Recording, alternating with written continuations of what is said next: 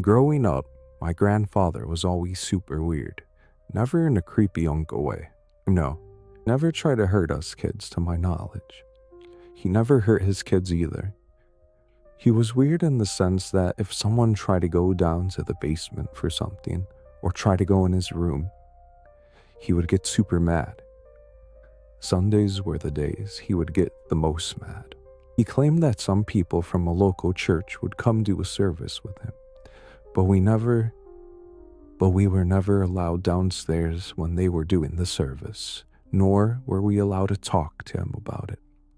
One day when I was around 9 or 10, I'd forgotten my Game Boy downstairs. I asked my mom if I could go get it. She wasn't really paying attention, especially to the time or anything, so she said yes. I started to head downstairs. When I almost halfway down,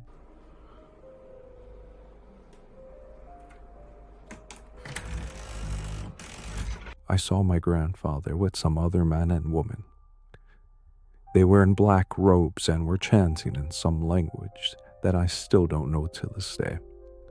I got an uneasy feeling from this scene and went back upstairs, not daring to even attempt to get my Game Boy. Years later, when I was about 21 years old, my grandfather passed away. He had left the house and everything into my mother, but she gave it to me, insisting that she didn't want it. She seemed uneasy about the house. Maybe she always did, and I just never noticed until now.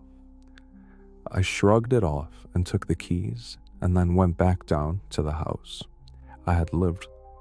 I shrugged it off and took the keys, then went back to the house I had lived in for years before I left college.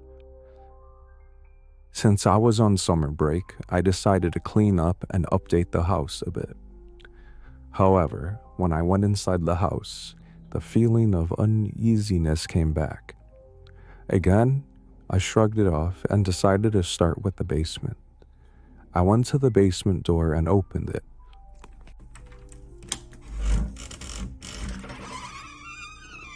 Only to be greeted with a foul smell. I gagged and covered my mouth before closing the door. Thinking a squatter had been down there, I called the police. However, when they came up from the basement, they said they couldn't locate a cause of smell, but suggested I do a deep clean of it. After they left, I decided to check out the basement, though I wish I hadn't.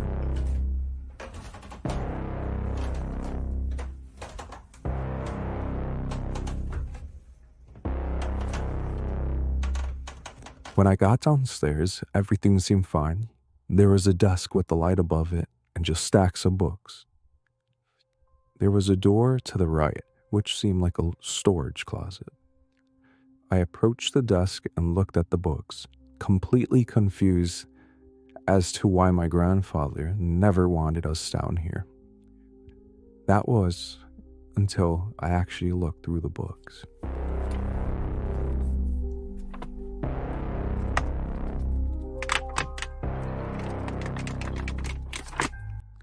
On the cover, they seemed like just basic medical and history books, which made sense since my grandfather was a doctor before he retired.